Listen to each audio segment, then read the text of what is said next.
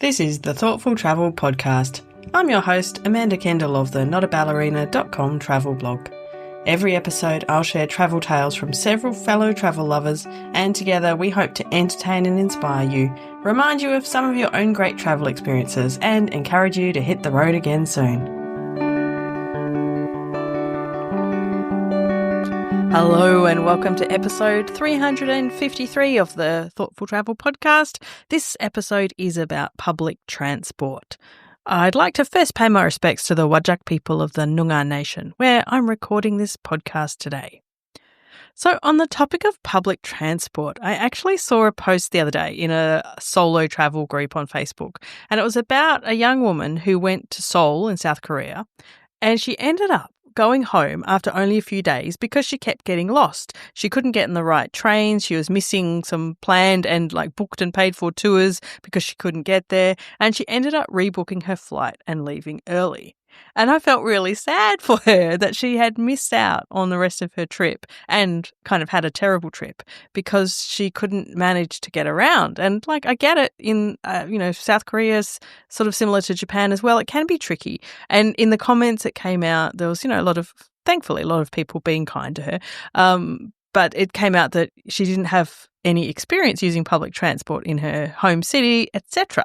So I thought, that was really interesting. It kind of, in a way, can be a skill that you need to learn. And if you live in a big car-dependent city, like many parts of Australia, like here, for example, or some parts of the US, where you really can live a lot of your life without using public transport, then it might be something you need to practice at home before you go. It had never occurred to me.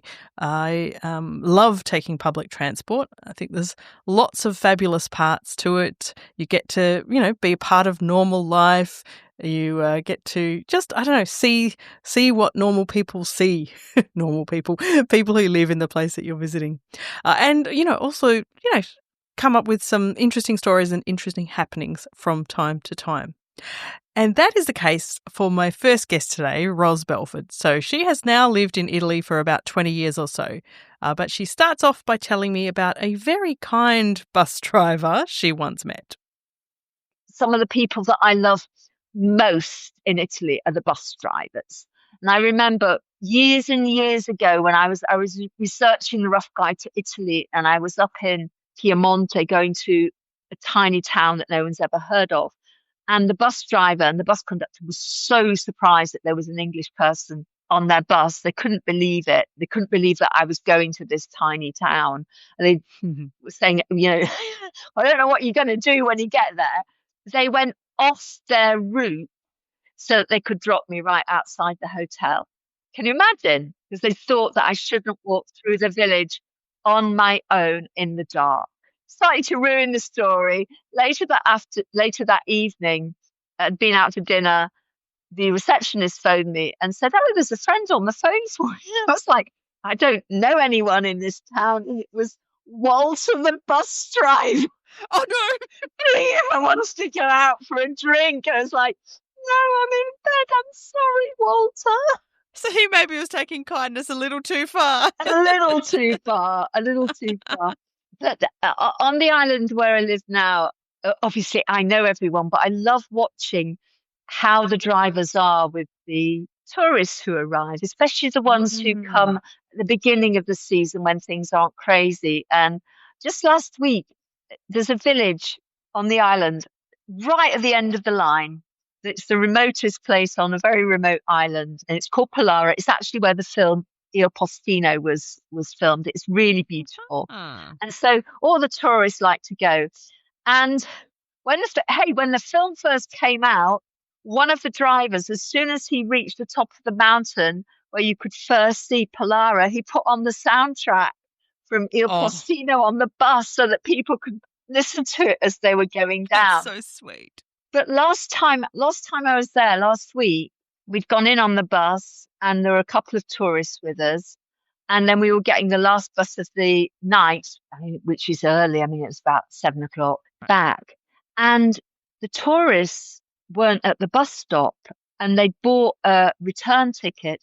And the bus driver waited and sent me out to look around for them. We found them because he said, "I can't leave them here. They're so sweet. And then another thing happens, very sweet. We're driving along. The bus driver stops the bus for a moment, and then he's on the phone and he's saying he's ringing a friend to say he's just spotted someone's keys dropped on the road, and he's telling his friend to go and pick them up. I just love that. Lots of kind bus drivers on those Italian islands, apparently.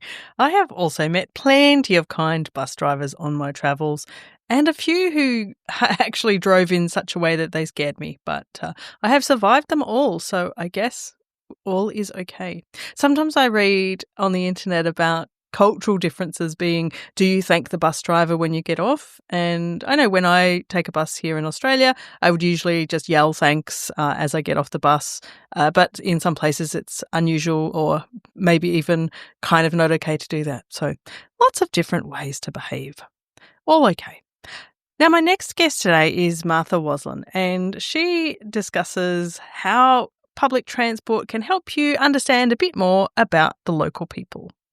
I love to take the transit systems in new cities. I have a horrible sense of direction, like with a friend in Bangkok last year.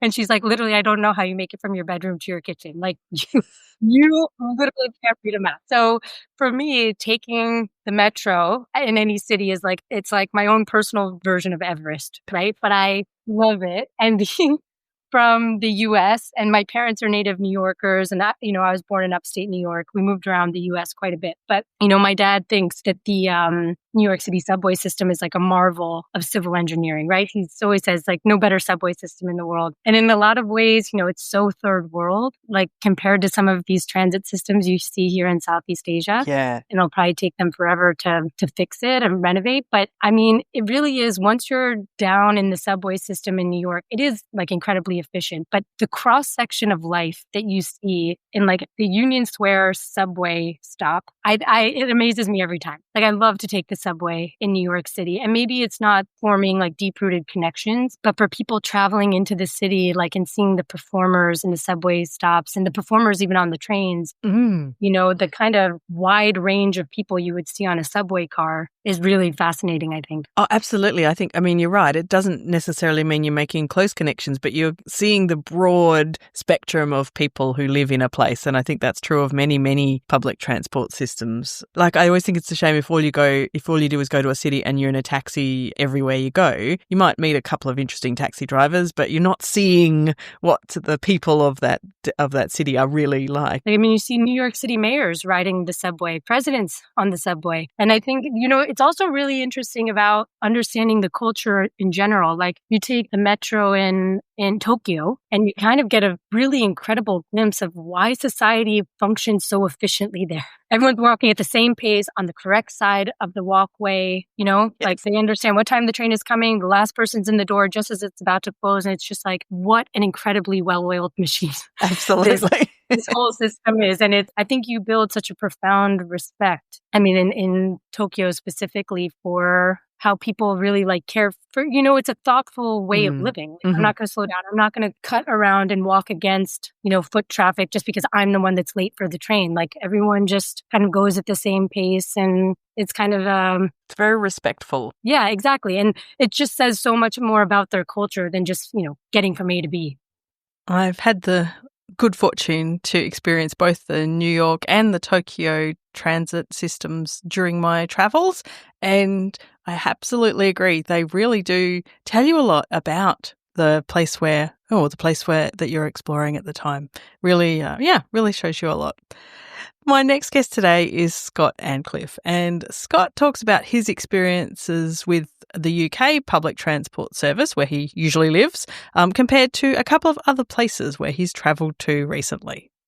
For me, I love the UK, but the Achilles heel and the downside of the UK is definitely the public transport system. It's not the best. The trains aren't great. They, often don't run to time. They're very expensive. And if they're not cancelled, then they're running late. So for me, whenever I go abroad, I'm always in awe, particularly of some countries' public transportation system. So recently I went to Berlin to watch an ice hockey game, and we used the U-Bahn and S-Bahn quite a lot, which is the underground underground system in Berlin, but also the S-Bahn is the trains. Yeah, so when we went to Berlin, I was really impressed with their public transportation system. And also Singapore. So I got to go to Singapore in February, and we used the MRT a lot there, which is the metro, and it was just so good. And, you know, it's so efficient, so clean. You could set your watch by the trains and how, you know, when it says that it's going to be here in a minute, I literally counted down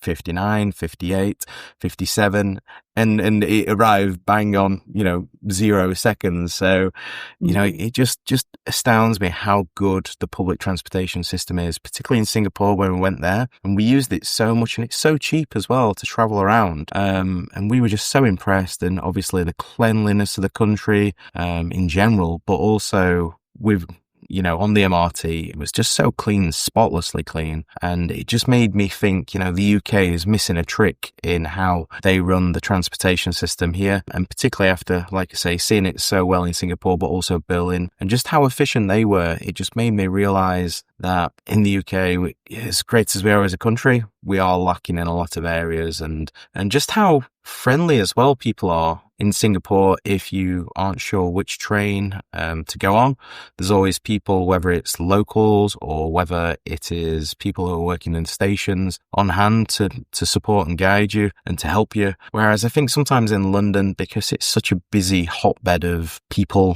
who often don't have the time to talk to anyone, you know, if you ask somebody in London, they'll just kind of either I wouldn't say they'd ignore you, but they almost kind of scoff at the fact that they've got to help you and you're putting them out of their way, sort of thing. So, and also I've got a funny story about traveling in Italy. So we went to Sorrento, which is a great place. Love Sorrento. And whilst we were there, we used that as a bit of a base to travel to places like Vesuvius, Pompeii, Positano, the Amalfi Coast. And so we got a bus from Sorrento to Positano, and the driver, as we were kind of descending to go to Positano, there were some very windy roads. I'd struggle in a car, never mind a bus. And so I was just astounded how good the driver was, until he then struck a car which was parked on one of these bends. And we were about 3 rows back from behind the driver. And I kind of looked at his face in the mirror, and he clipped the wing mirror of a car. And he just kind of shrugged his shoulders and went,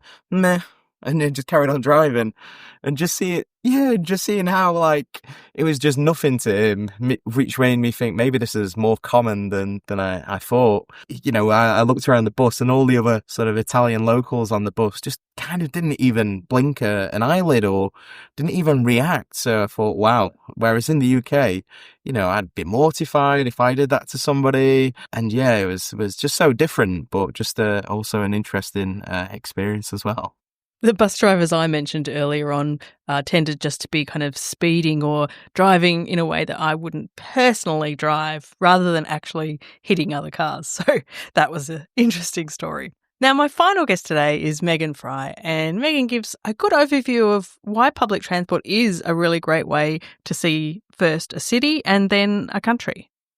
First of all, I think that public transport is beneficial in a lot of ways if you're really slow travel thing, that, you know, it's not even like being on like a high horse kind of thing. It's just like, it's really just, it's beneficial, it's easier, and it'll really show you what it's like to be in the city and to see like people's daily lives and to see what a daily life is there. You can kind of read the energy of a city too, like through the way that people are behaving on their public transport. If you're in a centrally located area, you should definitely be taking public transport and walking. Like, why not? You see so much more. Inside an Uber, it's a bit like being in a chain hotel. You kind of could be anywhere in the world, really.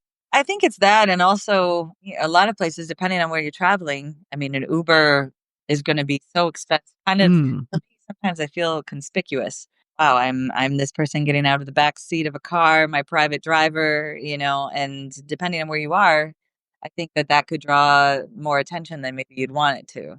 So the other note I wanted to make is public transport when traveling like around a country. I'll use Mexico as an example. From Mexico City, I will generally take a bus for any trip that is 7 hours or less. Right. It's really, really nice to do that. You don't have to worry about, generally speaking, the bus terminals are that you're going to be leaving from. It's right in the city that you're driving to. It's going to be right in the destination that you're going to. It's not like an airport, which might be like an hour away. Mm-hmm. I think like for ease, especially if I'm going to a small town, we have these pueblos mágicos in Mexico, these little magic towns, and they're really adorable little towns that are set up for a small, like reasonable amount of tourism, and arriving there on a bus is just really the way to go unless you have a reason to take a car. But I generally speaking, I will take a bus because it's easy. In a lot of countries, it's really the way that most people travel. Even I think in Brazil as well, because national flights here are really expensive. So most people will, do long distances by bus or BlaBlaCar, which I want to mention BlaBlaCar because yeah. Are you familiar with BlaBlaCar? No, I have not heard of BlaBlaCar, but I want to know because it sounds cool. One thing for the buses is I generally I feel like in a lot of cases, not every country, but a lot of cases, a lot of countries, they're quite a bit safer, especially if you're going to be going a territory that might be complex or like you might be, there might be some kind of highway robberies, like bandits. In Mexico, I prefer to go on public transport, especially when I'm traveling alone because I'm not alone in public transport. Exactly. One thing I will say about traveling by public transport, I do recommend going during the day. If you are in a place for a while and people tell you, oh, take the night bus, do it. But in certain countries, especially that there have been cases of like robberies happening at night, but I do think it's a lot safer than taking a car by Mm-hmm. yourself. So BlaBlaCar, I first took it in Spain 8 years ago, and it's right there. So there's an app and you just put in, okay, I want to go from Madrid to Oviedo on Wednesday, of this week. How many rides are there?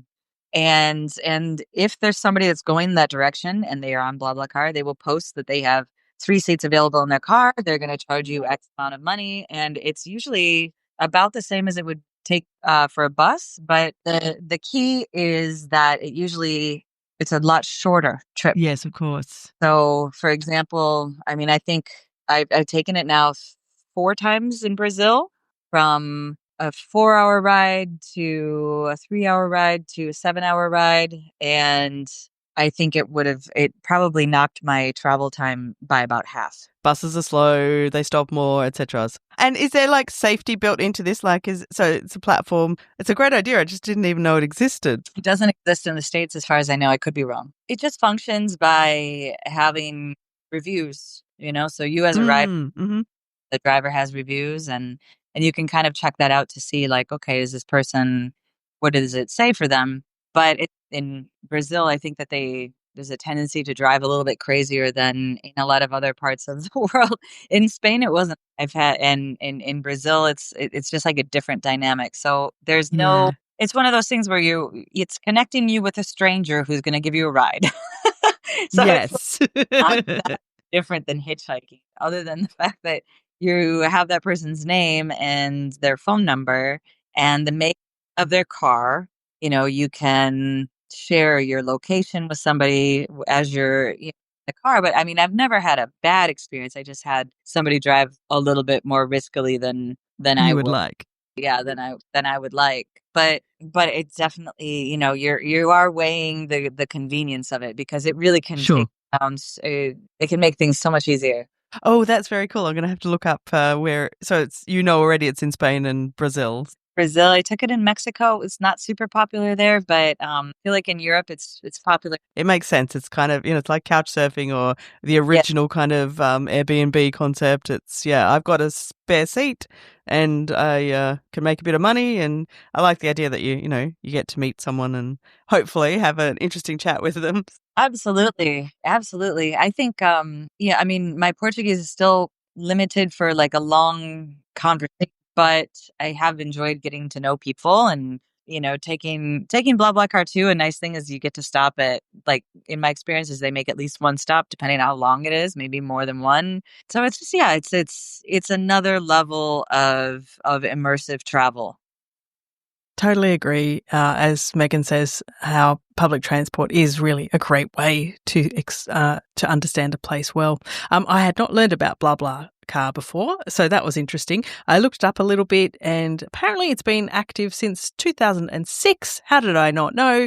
Active in Europe and Latin America, headquartered in Paris. My fun fact is apparently the name BlaBlaCar comes from the rating scale for the driver's preferred level of chattiness in the car. I guess you can pick this in the app, or at least you initially could. Blah for not very chatty, blah blah for someone who likes to talk, and blah blah blah for those who can't keep quiet. I think most of the time when I am being driven somewhere, like if I'm grabbing an Uber or something, I am the blah blah blah category for sure. I like to just get to know people. So anyway, that was an interesting learning for me. So, thank you very much for listening to episode 353 of the Thoughtful Travel podcast. I hope you've got some interesting ideas, some motivation to tackle some new public transport challenges, perhaps, or at least just enjoyed these, some of the particularly fun stories. So, thank you very much to Ros Belford. You can find out more about Ros at rosbelford.com, and she has a book called The Children of the Volcano about her time living in Italy with her young children. You can also find out more about Martha Waslen's Day Away platform at mydayaway.com, where you can get some special experiences without having to stay in a hotel. Scott Antcliffe is now a photographer as well, so you can find him at scottantcliffephoto.co.uk or on Instagram at scottantcliffephoto. And Megan Frye is a freelance writer, and you can find more of her work at meganfrye.com. Also, if you're curious about trying BlaBlaCar, it is at blablacar.com. Blah, just BLA. I tried to put an H in. I was wrong. Don't forget, come along and chat with us. Perhaps come and tell us some of your favourite public transport experiences on your travels. We have the Facebook group and the LinkedIn group for Thoughtful Travellers. Just search for that in those platforms. And do come along and sign up for the Thoughtful Travellers newsletter at Substack. We're getting a lot of followers there and some interesting conversations happening too. That's at thoughtfultravel.substack.com. There's a free version and a paid version. The free version has heaps of stuff coming out. The paid version is there if you are extra keen to support me and the podcast. All of these links and more can be found in the show notes. For this episode, those are at notaballerina.com/353. As always, thank you so much for listening. This has been another episode of the Thoughtful Travel Podcast. Show notes and other information are at notaballerina.com/podcast. Join me again soon for another chat about why we travel. Bye for now.